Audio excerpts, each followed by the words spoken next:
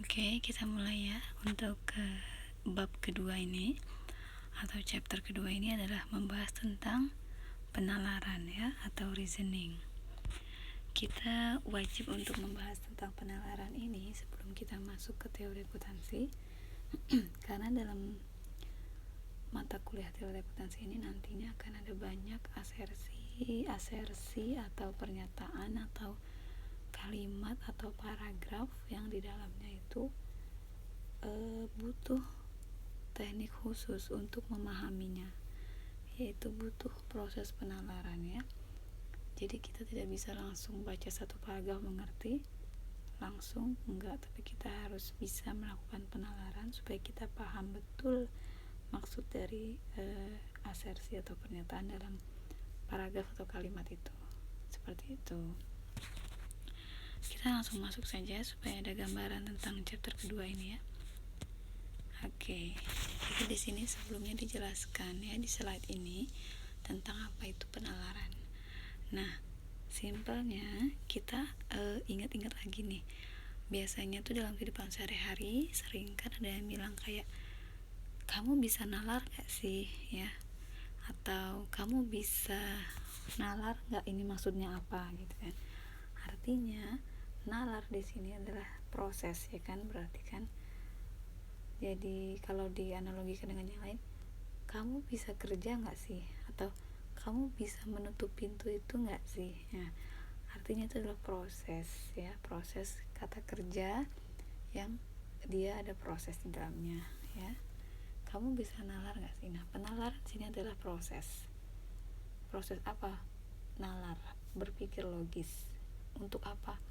Untuk menyatakan satu asersi atau satu pernyataan itu logis atau tidak, benar atau salah, valid atau tidak ya, sesuai dengan keyakinan kita terhadap pernyataan atau asersi yang ada di depan kita ini atau di depan kita. Contohnya ada satu asersi yang bentuknya kalimat ya, misalnya saya mau contoh, surga adalah lebih baik daripada kebahagiaan dunia. Itu asersinya seperti itu misalnya. Kemudian kita melakukan penalaran atau kita berpikir secara logis dan sistematis untuk mengevaluasi kalimat tadi, asersi tadi, pernyataan tadi, sesuai keyakinan kita, apakah itu benar atau salah, atau pernyataan itu valid atau tidak. Oke, nah jadi kita menalar seperti itu ya maksudnya. Kemudian struktur penalaran terdiri dari masukan, proses, dan keluaran. Oke, maksudnya ngerti ya. Jadi namanya proses pasti ada masukannya ya asersi tadi. Kemudian diproses nantinya berbentuk argumen. Kemudian ada kesimpulan ya. Kesimpulan itu ya kita itu menyatakan benar atau salah ya, di pikiran kita itu benar atau salah sih gitu. Unsur dari penalaran ya, komponen dari penalaran itu ada 3, asersinya atau pernyataannya ya tentu saja, kemudian keyakinan dan argumen ya. Jadi keyakinan ini jangan dikacaukan atau kita bingung dengan pendapat ya, beda. Keyakinan sini maksudnya adalah belief ini melekat pada diri kita, keyakinan kita akan sesuatu dari asersi itu. Jadi bukan pendapat ya maksudnya di sini, bukan. Nah, ini lebih jelasnya supaya bisa paham ya. Jadi ada 3 kan, masukan, proses, keluaran ya. Tadi strukturnya ada 3. Kemudian masukan itu isinya apa? Isinya asersi ya. Premis 1, premis 2, premis 3 dan seterusnya. Ya, jadi elemennya itu asersi, masukannya itu asersi. Kemudian diproses membentuk satu argumen. Jadi asersi itu diproses supaya membentuk satu kesimpulan atau inferensi dari asersi ya. Kesimpulan dari asersi itu namanya inferensi. Barulah keluarannya, yaitu tadi keyakinan bahwa asersi itu benar atau valid ya. Oke. Kemudian arti penting argumen. Argumen adalah serangkaian asersi beserta kesimpulan dari asersi itu atau inferensinya yang terlibat dalamnya. Jadi simpulan itu juga bentuknya asersi. Benar. Iya, kemudian merupakan bukti rasional akan kebenaran. Oke. Argumen untuk melihara atau mengubah keyakinan. Oke. Jadi argumen ini adalah asersi juga, tapi serangkaian asersi yang saling terlibat sehingga ada inferensi di dalamnya atau penyimpulan. Ini ya argumen itu ya, yang di bawah penjelasannya. Kemudian asersi itu apa yang saya katakan tadi, pernyataan ya, simpelnya pernyataan, bentuknya bisa kalimat atau ungkapan atau paragraf ya, apa saja bisa. Nah, kalau arti lengkapnya, asersi adalah penegasan tentang satu hal atau realitas yang dinyatakan dalam bentuk kalimat atau ungkapan. Kemudian pengkuantifikasi asersi itu maksudnya apa? Jadi kuantifikasi itu untuk membatasi asersi umum menjadi spesifik. Jadi kita bisa menentukan hubungan inklusi, eksklusi atau saling isi. Ya. Kuantifikasi ini lebih jelasnya dalam bentuk diagram ya nanti ya. Inklusi itu ya hubungan yang ada di dalam, kalau eksklusif itu ya tidak ada hubungannya, dia di luar. Saling isi itu ya dia diagramnya nanti dia ada saling isi di tengah antara himpunan A dan B, dia berpotongan. Nah ini ya contohnya nanti di bawah.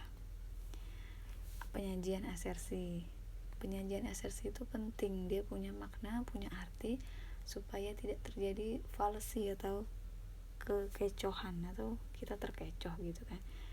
Makanya butuh penyajian asersi. Nah, penyajiannya bisa dalam bentuk diagram seperti ini. Kalau ini contohnya, yang A itu ya adalah BUMN, yang B itu adalah semua perusahaan yang mencari laba. Asersinya bunyinya seperti ini. Semua BUMN adalah perusahaan pencari laba. Ya, kalau kita analogikan semua A adalah B. Jadi A ini BUMN ini ada di dalam B, tentu saja ya. Oke, bisa dipahami ya. Kalau tidak ada diagram tuh bisa salah paham nantinya. Nanti dijelaskan juga contoh kesalahan atau terkecohnya seperti apa. Penyajian asersi selanjutnya hubungan eksklusi ya, di luar ya. Jadi tidak satu pun A adalah B, tidak satu pun B adalah A, tidak ada hubungan. Contohnya misalnya tidak satu pun mahasiswa akuntansi adalah mahasiswa manajemen, atau tidak satu pun mahasiswa manajemen adalah mahasiswa akuntansi. Oke. Kemudian hubungan inklusif, misalnya ini apa, semua A adalah B. Nah ini bisa bermakna tidak semua B adalah A ya, ada beberapa dari B yang A. Jadi inklusi dia ada di dalam. Contohnya misalnya di kelas kita ya, misalnya ya mahasiswa akuntansi angkatan baru semuanya perempuan misalnya gitu kan ya, semua mahasiswa akuntansi angkatan baru adalah perempuan. Yang B itu adalah semua perempuan yang ada di dunia. Yang A itu adalah mahasiswa akuntansi angkatan baru di Unmaha. Nah jadi tidak semua perempuan di dunia itu adalah mahasiswa akuntansi di Unmaha angkatan baru ya, jadi tidak semua B adalah A. Contohnya seperti itu, contoh saja.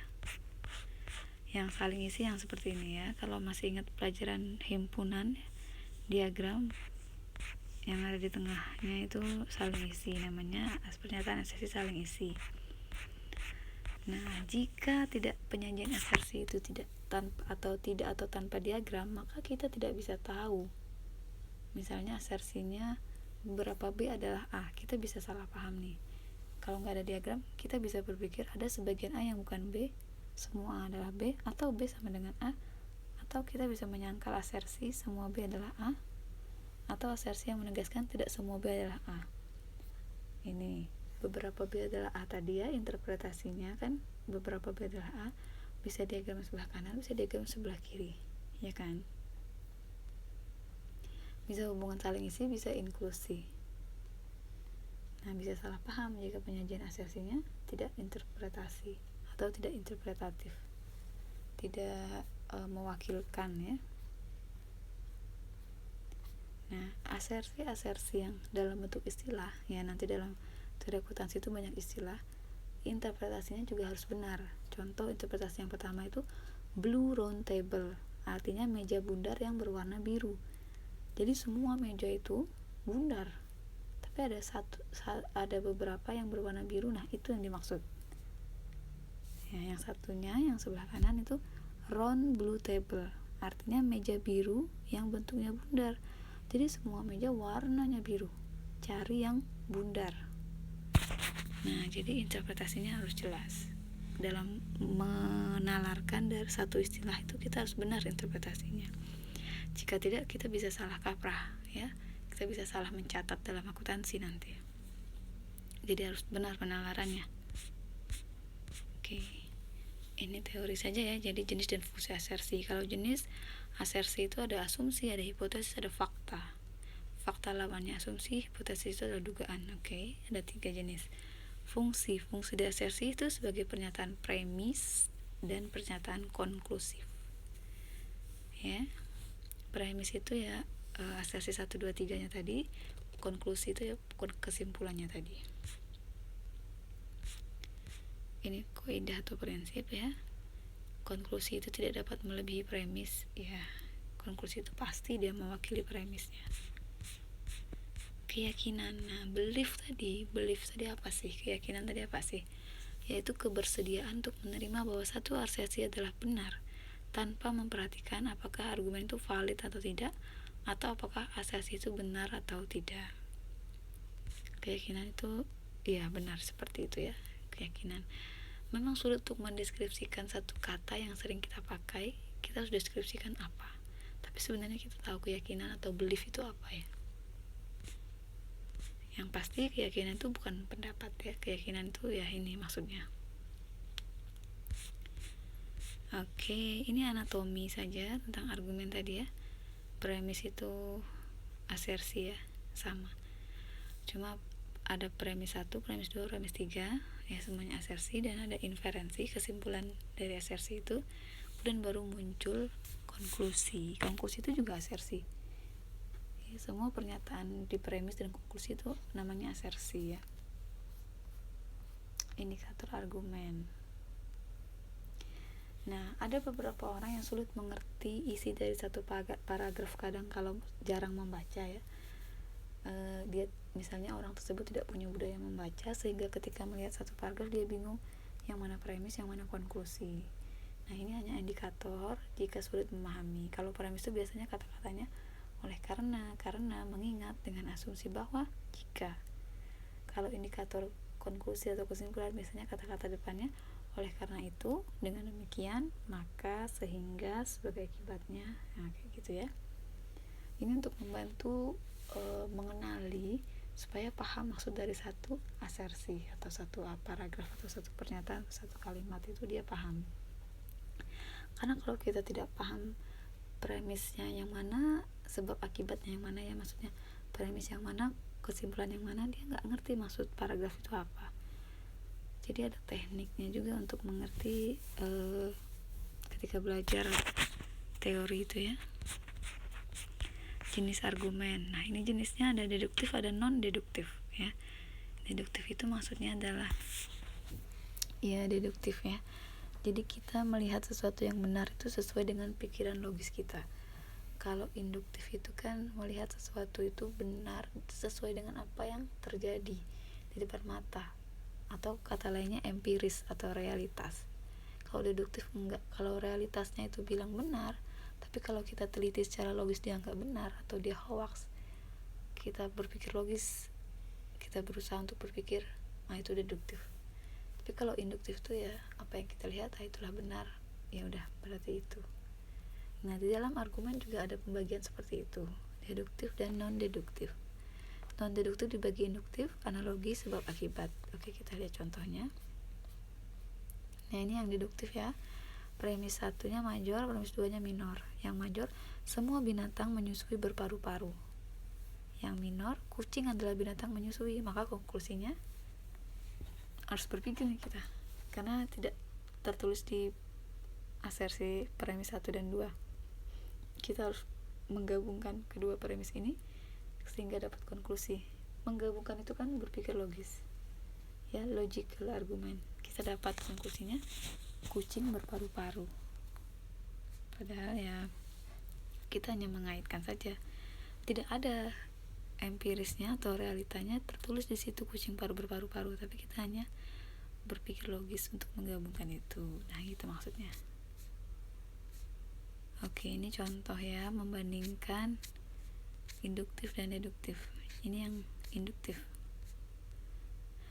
Induktif itu ya tadi ya, sesuai realita atau empiris ya. Dia tidak butuh logis ya, bukan argumen yang logis ya. Induktif itu ya langsung apa yang terjadi, yang empiris, yang realitas. Contohnya premis satunya ini, 1 biji jeruk dari karung A manis rasanya. Kemudian premis kedua, beberapa biji berikutnya manis rasanya juga. Nah konklusinya, semua jeruk dari karung A manis rasanya. Konklusi ini bisa benar, tapi bisa juga salah. Bisa juga ketika dicoba berikutnya nggak manis kan, bisa juga tidak pasti benar. Jadi dia hanya membuat konklusi berdasarkan apa yang terjadi, yang dia lihat benar ya. Tidak bisa kita pakai logis, ini kesimpulannya pasti manis atau pasti tidak manis, nggak bisa. Contoh-contoh premisnya seperti ini. Nah untuk membandingkannya ini antara deduktif dan induktif. Oke, premis satu yang deduktif dulu ya, semua burung berbulu. Kemudian premis 2-nya, kucing tidak berbulu, berarti kucing bukan burung. Kalau cepat logisnya ya bisa langsung bilang kucing bukan burung. Ini dapat konklusi ini dengan menggabungkan dua premis ini, dan itu pasti benar karena udah terpampang nyata di premis 1 dan 2 ya. Kemudian argumen induktif ya, premis satunya contohnya, beberapa burung dapat terbang. Yang kedua, bebek adalah burung. Terus konklusinya, bebek dapat terbang. Ini bisa jadi benar, ada benarnya juga, boleh jadi benar ya. Jadi mungkin kita bisa bilang bebek dapat terbang dengan keyakinan 90% atau 95% gitu ya, karena belum pasti ya bisa terbang. Cuma dari premis 1 ke 2 kita secara langsung, secara realita biasa bilang bebek dapat terbang, tapi bukan kita berpikir logis ya di sini gitu. Oke, sorry. Oke, kemudian ada argumen sebab akibat ya. Ini termasuk non deduktif. Sebab akibat tentu yang pertama kriterianya ada faktor sebabnya dan ada faktor akibatnya. Kemudian yang kedua, ada sesuatu yang terjadi sebelumnya dan mendahului faktor akibat. Oke, pasti ya. Yang ketiga, tidak ada faktor lain selain faktor sebab yang diidentifikasi. Oke. Selanjutnya adalah membahas tentang fallacy. Fallacy ini tentang kecohan. Jadi dalam penalaran itu kita bisa terkecoh ya, dalam satu kondisi itu kita bisa terkecoh dalam melihat satu asersi. Maksud dari kecohan itu adalah keyakinan semu atau keliru akibat orang terbujuk oleh suatu argumen yang mengandung cacat atau faulty atau tidak valid. Jadi orang itu dapat terkecoh akibat taktik membujuk selain dengan argumen yang valid ya. Nah, orang dapat mengecoh atau terkecoh itu biasanya disebabkan stratagem, salah nalar, atau aspek manusia dalam berargumen. Kalau stratagem, maksudnya di sini adalah terkecoh akibat unsur kesengajaan. Stratagem itu unsur kesengajaan. Nah, dia dibagi juga beberapa contoh ya.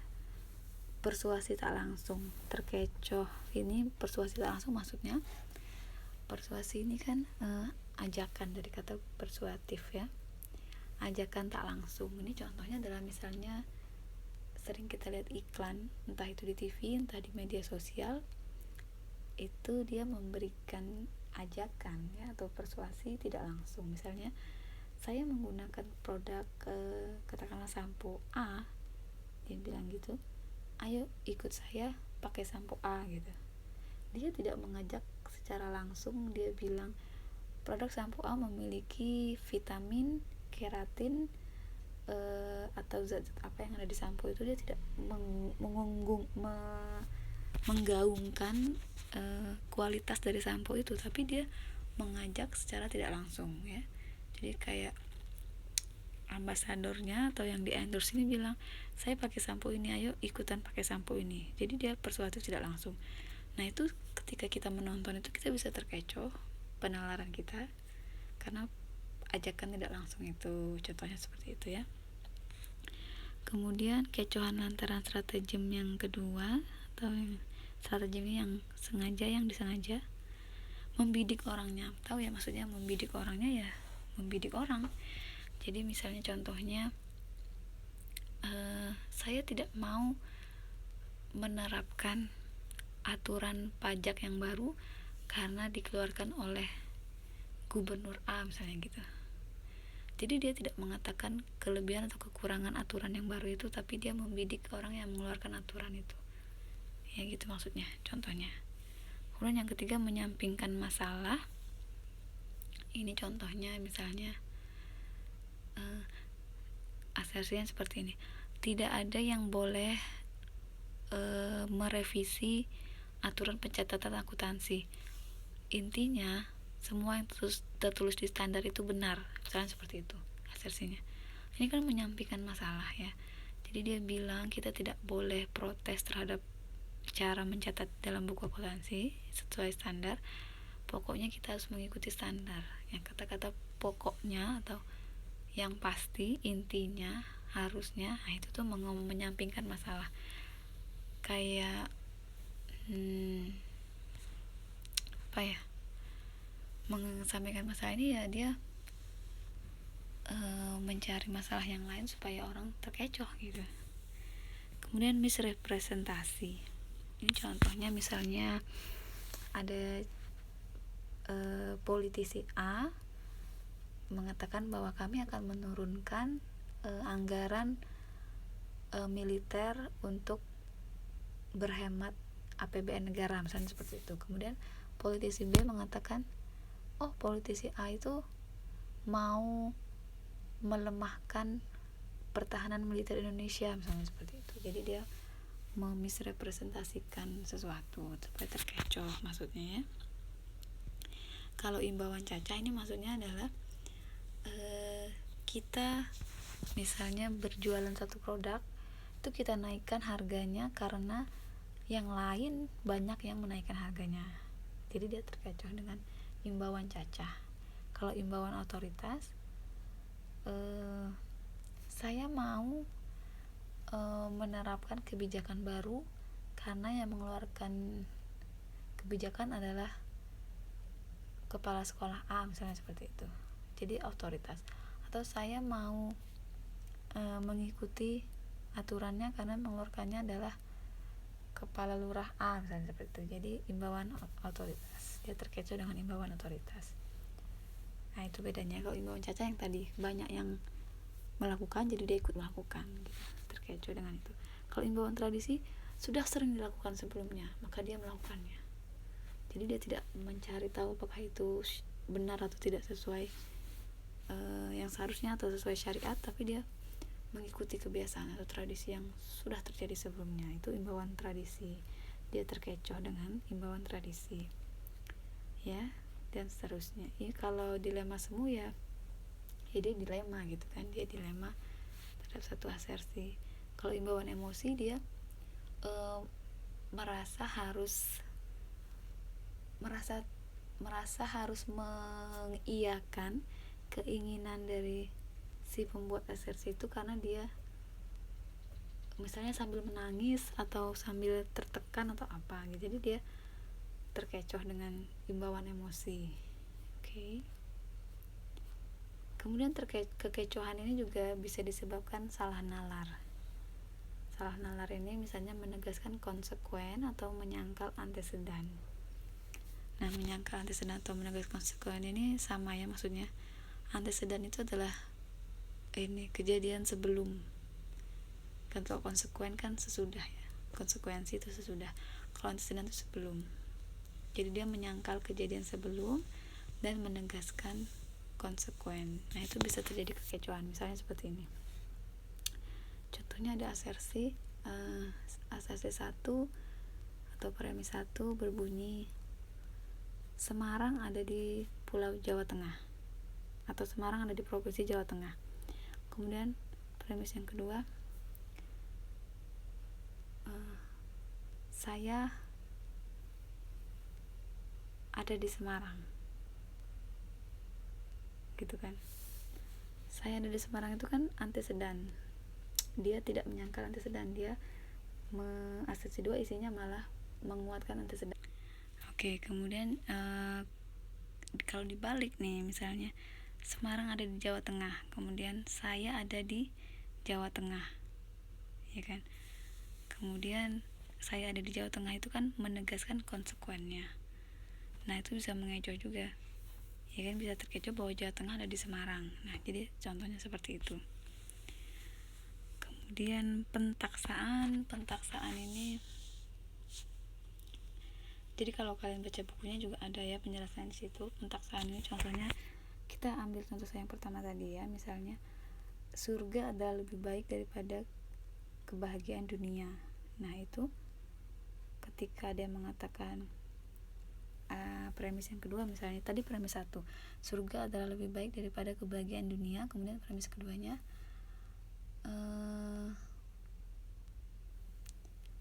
bakso adalah surgaku, misalnya seperti itu. Saking dia suka sama bakso, saking dia suka makan bakso gitu, jadi dia bilang bakso adalah surgaku. Nah, itu premis yang kedua. Kesimpulannya bisa terjadi salah nalar ya, atau terkecoh atau pentaksaan, bahwa ya bakso adalah lebih baik daripada kebahagiaan dunia, ya, karena surga tadi adalah lebih baik daripada kebahagiaan dunia. Ketika surga itu diartikan sebagai adalah lebih baik daripada kebahagiaan dunia, maka jadi terkecoh, jadi keliru, jadi salah nalar ya. Contoh pentaksaan seperti itu. Oke, dan seterusnya ya, menarik simpulan pasangan itu juga bisa salah, bisa dikira-kira ya maksudnya. Kemudian kalau ini saya ambil salah satu contoh ya, kecohan lantaran aspek manusia. Oke, puas dengan penjelasan sederhana. Jadi penalaran itu harus penjelasannya tuh kompleks ya, harus banyak penjelasannya. Kalau sederhana, penjelasan sederhana dia tangkap dan dia puas dengan penjelasan yang sedikit saja, nah itu bisa terkecoh atau keliru. Kepentingan mengalahkan nalar ya, ini tentang dia ada kepentingan di situ, makanya dia mengutamakan kepentingannya daripada nalarnya. Udah bisa ya. Sindrom tes klinis ini contohnya, dia tahu misalnya kalau dia diuji di klinis dia akan banyak penyakit dalam tubuhnya, maka dia melawan nalarnya tadi dengan cara dia tidak mau diperiksa ke laboratorium, karena dia tahu dia akan banyak penyakitnya ketahuan. Jadi dia sindrom tes klinis, dia tidak mau diuji di laboratorium karena dia yakin akan ada banyak penyakit setelah dia diuji. Jadi dia terkecoh dengan tindakan dia sendiri, aspek manusia ya, dan seterusnya. Oke, ini kutipan penting ada di buku, bisa dibaca. Oke, seperti itu ya. Jadi untuk materi ini, penalaran ini kira-kira udah ada bayangan penalaran itu maksudnya seperti apa ya. Oke, saya akhiri materi chapter kedua ini. Semoga bermanfaat. Terima kasih.